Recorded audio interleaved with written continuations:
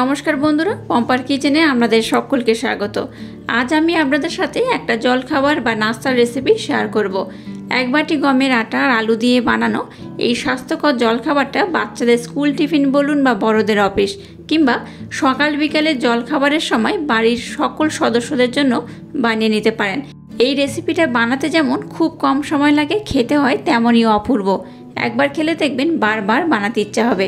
তাহলে চলুন দেরি না করে আজকের এই স্বাস্থ্যকর জলখাবারের রেসিপিটা দেখে নেওয়া যাক।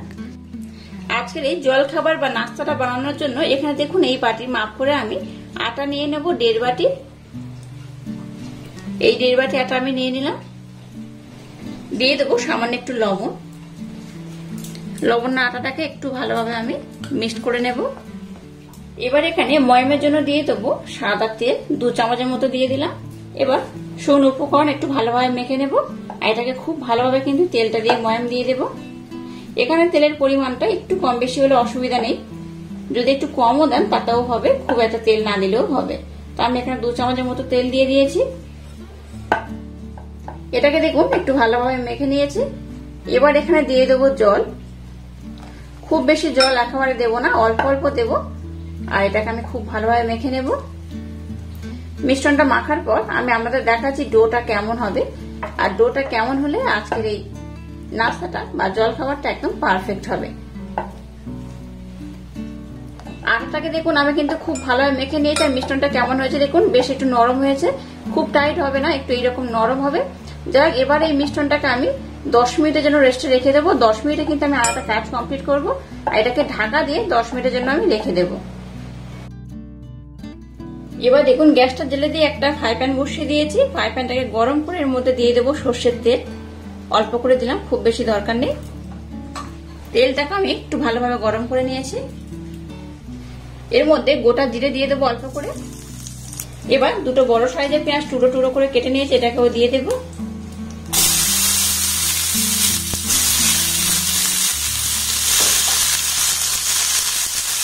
দিয়ে দেবো 3টে কাঁচা লঙ্কা, এইভাবে টুকরো টুকরো করে কেটে নিয়েছি। গ্যাসের ফ্লেমটাকে একদম লো রেখে পেঁয়াজ আর লঙ্কাটাকে একটু হালকা লাল লাল করে ভেজে নেব। পেঁয়াজ আর লঙ্কাটাকে দেখুন একটু ভালোভাবে আমি ভেজে নিয়েছি। এবার এর মধ্যে 1/2 চামচ দিয়ে দেবো আদা রসুনের পেস্ট। সামান্য একটু দিয়ে দেবো হলুদ গুঁড়ো, একটু দিয়ে দেবো জিরে গুঁড়ো, ধনে গুঁড়ো দিয়ে দিলাম সামান্য পরিমাণে। চাট মশলা দিয়ে দেবো 1/2 চামচের মতো। স্পেশাল একটা ভাজা মশলা এখানে 1/2 চামচ দিয়ে দেবো। এর মধ্যে গোটা জিরে, ধনে, মৌরি, গোটা গরম মশলা রয়েছে। সমস্ত উপকরণ আবার একটু নাড়াচাড়া করে নেব। দিয়ে দেবো স্বাদ মতো বা পরিমাণ মতো লবণ। সমস্ত শুকনো উপকরণ দেখুন একটু ভালোভাবে নাড়াচাড়া করে আমি ভেজে নিয়েছি। এবার দেখুন এখানে আমি ছোট সাইজের 2টো আলু এইভাবে আমি হাতের মাধ্যমে একটু ঝুড়ো ঝুড়ো করে নিয়েছি, দেখতেই পাচ্ছেন এইভাবে করে নিয়েছি। 2টো আলু এখন আমি দিয়ে দেব।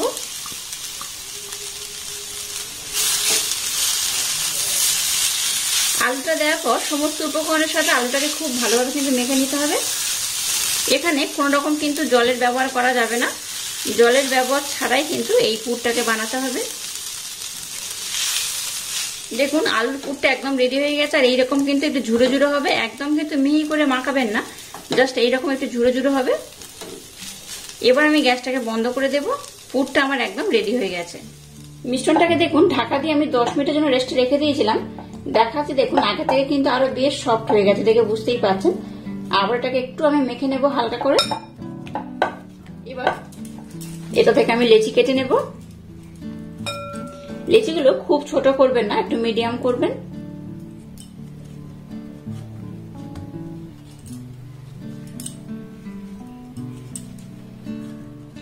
এবার এগুলোকে আমি একটু গোল করে নেব।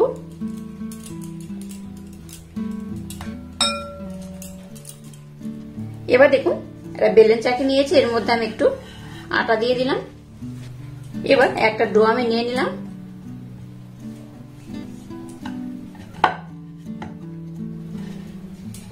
এবার এই ডোটাকে আমি একটু পাতলা করে বেলে নেব। যেমন করে আমরা রুটি বেলি ঠিক কিন্তু সেইভাবে এটাকে বেলতে হবে। দেখুন এটাকে আমি খুব সুন্দর করে বেলে নিয়েছি, কেমন হয়েছে দেখুন। খুব পাতলা নয় আবার খুব মোটাও নয়। আমি দেখাচ্ছি, দেখুন এইরকমই হয়েছে। এই দেখুন ধারটা থেকে বুঝতেই পারছেন, খুব পাতলা যেমন করবেন না আবার খুব মোটাও রাখবেন না। এবার যে পুরটাকে বানিয়েছিলাম সেই পুরটার মধ্যে আমি দিয়ে দেব। এইভাবে পুরটা কম বেশি করে আপনারা দিতে পারেন, যে যেমন পুর বানাবেন একটু কম বেশি করে দিলেও কিন্তু সমস্যা নেই, এইভাবে দিয়ে দিতে হবে। দেখুন পুরটাকে কিন্তু আমি ভরে ভরে দিয়ে দিয়েছি। এবার দেখুন একটা ছোট বাটিতে আমি একটু জল নিয়েছি, জলটা কিন্তু এই ধারে ধারে এইভাবে দিয়ে দিতে হবে। অর্ধেক পোর্শন এইভাবে আমি জলটা দিয়ে দিলাম। এবার এটাকে আমি এইভাবে মুড়ে নেব। এই দেখুন একদম এইভাবে মুড়ে নিতে হবে। একটু জল দিলে কি হবে, এগুলো ভাজার সময় কিন্তু আর খুলে যাবে না।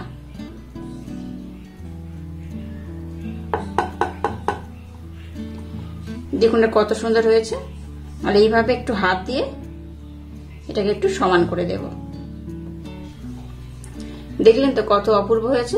আচ্ছা এইভাবে চাইলে আপনারা সবগুলোকে একেবারে বানিয়ে নিতে পারেন, নতুবা একটা করে বানিয়ে ভাজতে পারেন। তো আমি একটা করে বানাবো আর ভেজে নেব। আর এইভাবে সবগুলোকে আমি প্রথমে খুব সুন্দর করে বানিয়ে নেব। এবার দেখুন গ্যাসটা জ্বেলে দিয়ে একটা ফ্রাই প্যান বসিয়ে দিয়েছি, আর ফ্রাই প্যানটাকে আমি মিডিয়াম গরম করে নিয়েছি। এর মধ্যে আমি একদম সামান্য পরিমাণে তেল দিয়ে দেব। তেলটা দিয়ে তেলটাকে আমি খুব ভালোভাবে গরম করে নেব। এবার দেখুন যে পরোটাটা বানিয়ে নিলাম, এটা বুঝতেই পারছেন আমি আলু পরোটা বানাচ্ছি। এই পরোটাকে এর মধ্যে আমি দিয়ে দেব। গ্যাসের ফ্লেমটাকে একদম লো রেখে রেখে এটাকে কিন্তু বানিয়ে নিতে হবে। এই পর্যায়ে কিন্তু এখন তেল আর দেবেন না, এটাকে উপর নিচ দুটো খুব ভালোভাবে বানিয়ে তারপর কিন্তু তেল দিতে হবে। তবে আপনাদের বলে দেব। আর এই আলু পরোটার প্রথমে আমি নিচের পোর্শনটাকে একটু ভালোভাবে বানিয়ে নেব, তারপর কিন্তু এটাকে আমি উল্টে দেব। এটা ততক্ষণ হতে থাকুক, আর বাকিগুলোকে আমি এই একইভাবে বানিয়ে নেব। দেখুন গ্যাসের ফ্লেমটাকে একদম লো রেখে পিছনের পোর্শনটা আমি খুব ভালোভাবে বানিয়ে নিয়েছি। দেখুন কত সুন্দর হয়েছে। এবার এটাকে আমি উল্টে দিলাম। আবারও অপর দিকটা আমি খুব ভালোভাবে প্রথমে বানিয়ে নেব। এই পর্যায়ে আবারও বলছি তেলের ব্যবহার করবেন না। গ্যাসের ফ্লেমটাকে একদম লো রেখে উল্টে পাল্টে প্রথমে এটাকে একটু হালকা এরকম লাল লাল করে ভেজে নিতে হবে। দেখুন নিচের পোর্শনটাকেও কিন্তু আমি খুব ভালোভাবে বানিয়ে নিয়েছি। এবার উপর থেকে আমি একটু তেল দিয়ে দেব, অল্প করেই দেব, খুব বেশি তেল দেওয়ার দরকার নেই, অল্প করে দিলেই হবে।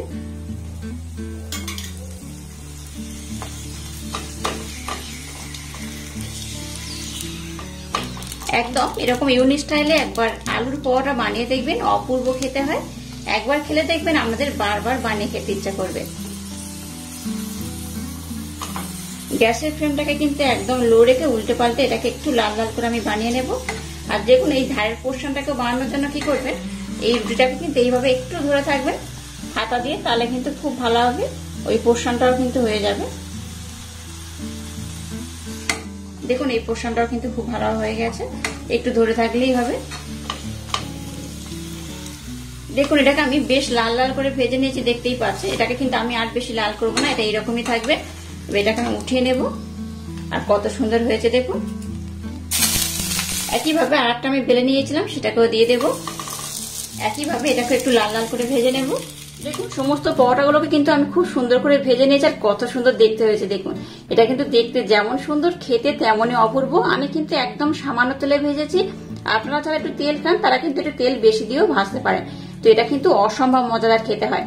আলুর পরোটা আমরা নানা রকম ভাবে বানাই, কিন্তু এইভাবে একবার বানিয়ে দেখবেন একদম সহজ পদ্ধতিতে। আশা করছি আপনাদের ভীষণ ভালো লাগবে। তো আমি একটা দেখাচ্ছি, দেখুন কত সুন্দর হয়েছে, আর বেশ গরম রয়েছে। এই দেখুন পুরে একদম ভরপুর। এটা দেখতে যেমন সুন্দর, খেতে অপূর্ব। অবশ্যই আমার মতো ট্রাই করবেন। আর যদি বাড়িতে আলুর পরোটা ট্রাই করেন তাহলে আমাকে কমেন্ট করতে ভুলবেন না যে আলুর পরোটার রেসিপি আজকের আপনাদের কেমন লাগলো। আর যদি আজকের এই আলুর পরোটার রেসিপি আপনাদের ভালো লাগে তাহলে চ্যানেলটাকে লাইক, শেয়ার, কমেন্ট এবং সাবস্ক্রাইব করবেন। আর পাশে থাকা বেল আইকনটা প্রেস করে দেবেন। তাহলে টাটা, আবার দেখা হচ্ছে নতুন কোনো রেসিপি নিয়ে।